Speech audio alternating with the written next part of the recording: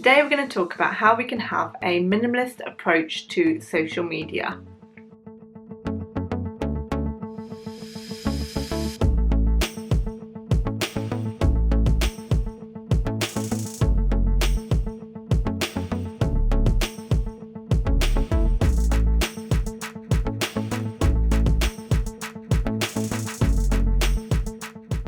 Hello, my name's Rachel and today we're going to talk about how we can have a minimalist approach to social media.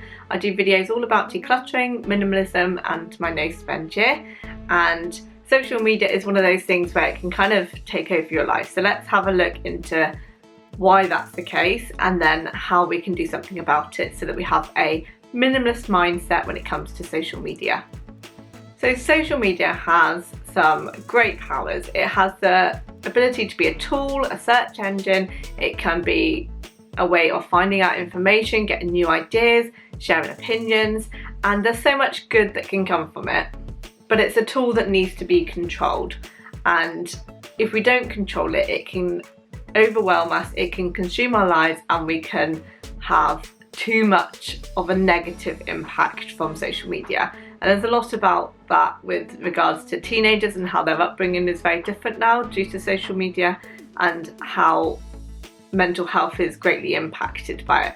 So let's talk about how we can have a minimalist approach to social media that is much more healthier and will improve your mental well-being. So this is something I feel quite passionately about. I have a very controlled attitude to social media and I'm trying to encourage the same thing for my son, because I think it's really important that it is not all consuming and not everything that I do or all about what I do in my daily life. So I know that's a bit of a weird thing to say as a content creator, but I try and be quite minimal with it and hopefully that comes across. And what I want to share is how you can adopt that kind of minimalist approach and minimalist mindset to social media too. The first thing that you can do is you can turn off all notifications. So anything that is non-essential to you can be turned off. So get all of those push notifications, those notifications when your phone is on lock and the bell that goes. Take all of that off so that you're not having that drip sound that is constantly going, where you kind of get a bit addicted to that sound and you want that reassurance, that interaction. Actually enjoy the calm, the peace that comes from turning off the notifications. What that does is allow you to take control. It allows you to click into the app and then decide when you want to do that to be able to see the notifications. So I have that for all of my social media apart from WhatsApp messages and Messenger on Facebook, because they're the ones that I want to have instant access to and want to be able to reply to my friends and family, but everything else is completely turned off. So I don't have that constant noise going when I have like a new follower, a new comment, etc. I choose when I click into the app and I choose when I want to interact with people, and I think that's a really healthy way to have it. It doesn't mean that I am overly controlled in like how often I do that. It just means that I have a better mindset with it. Rather than being led by the notifications, I am choosing when to see them. And this really can help with having a calming atmosphere as well, so that you don't have that noise going off or that anxiety that comes perhaps with the constant noise or the lack of noise. It just means that you have a bit more control. My second tip to have a minimalist mindset to social media is to reduce the amount of time that you spend on it first thing in the morning and last thing at night. I think it can be quite easy as soon as you wake up to get your phone straight out and start scrolling through. This doesn't allow your brain to fully wake up. You are kind of bombarded it with lots of information, lots of colour, lots of bright. It's not setting yourself up for the day in the right way. Your brain needs time to adjust when it wakes up in the morning. So a nice gentle wake up with sitting up, doing stretches, teeth, etc. is just going to be a lot more calming. And then once you've had your breakfast and your drink, then is a good time to be able to access that. You shouldn't need to access it first thing. Take away that reliance on needing that interaction. And the same goes for last thing at night. Do you want the last thing that you are going to bed sleeping about to be what you've just been scrolling on TikTok or Instagram. Have that switch off time where you are not interacting with your phone just before bed, so that you have that calming approach. It's also going to make a real difference in your sleep quality as well, because you need that wind down time before sleep. I always have low lights, I have less interaction on my phone, and I have a real good like 30 minutes to an hour, but I don't really access it before bed, and that makes such a difference to the quality of sleep that I have, which is really important to me at the minute.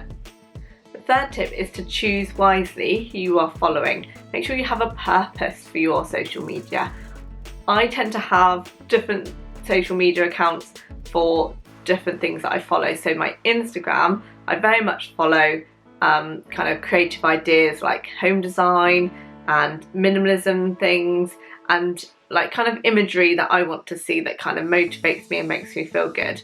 Whereas Facebook, I don't have the same people on there or the same pages that I follow. I follow very different things. I keep Facebook purely for intimate collection of friends, and I obviously have a page for Declutter Your Life now. I've just set that up if you want to check it out, but I tend to keep that just very insular, and it's just about the daily acts of decluttering for that, and it's posted on Instagram and Facebook at the same time, so I'm not having to go into all the apps and kind of see what's going on. So yeah, I have my personal Facebook very much for friends and family, and I'm very selective about who I follow, and anybody that I don't really interact with I will remove from them. And that's really important. It's about not having an overwhelming news feed where you have so much stuff on there that you don't really get to see the quality things from the people that you care about. So I'm really particular about that, and the same goes for my Instagram account, my personal one. I only have people that I want to really follow and see what's going on and things that will inspire me. If it's not giving me those good feelings, those good vibes, then I will unfollow and I will get rid of those extra things in my newsfeed that I'm just not enjoying. So be really selective about who you're following and know what your purpose is.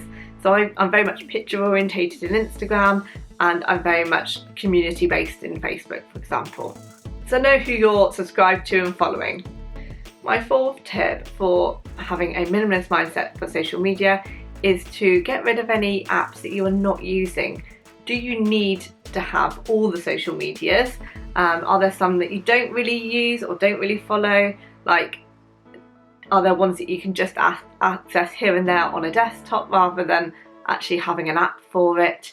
So get rid of any apps to do with social media that you don't really want to access on a daily basis, and that will reduce the amount of notifications and kind of interactions that you'll have with social media.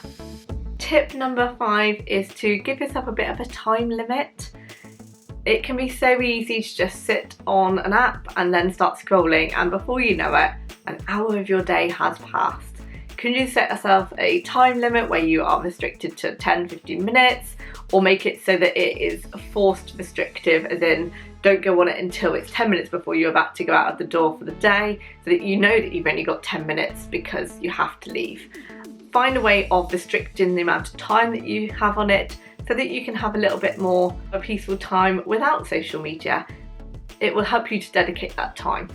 And you might want to have different time limits for weekdays or weekends, depending on when your days off are, and that might help to support you, because I think on the weekend it can be much easier to sit on there kind of on and off all day.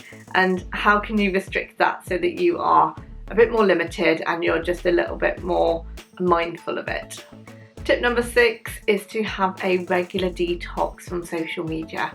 So you could do this once a week or once a month, and just have a day where you just have no social media, you don't interact with it, you don't even look at it, so that you can actually have some time to just be present in the moment and just really enjoy what's going on around you. And if you enjoy it, why not challenge yourself to do it more than once a week or once a month, and do it more often, so that you have those days where it's completely free of social media, so that you can really clear your head and be present in the moment. I think having a minimalist approach to social media is a really good way of reducing stress and anxiety. It stops those easy opportunities for comparing yourself with others, and it just means that you are kind of in the moment, you're less concerned about how you're presenting yourself and more about just enjoying your daily life. I'd love to know if you have tried any of these out. Let me know in the comments below if you've done a digital detox or if you find it really helpful to do that. And I will be back for more videos on decluttering, minimalism and my no spend year. Take care. Bye.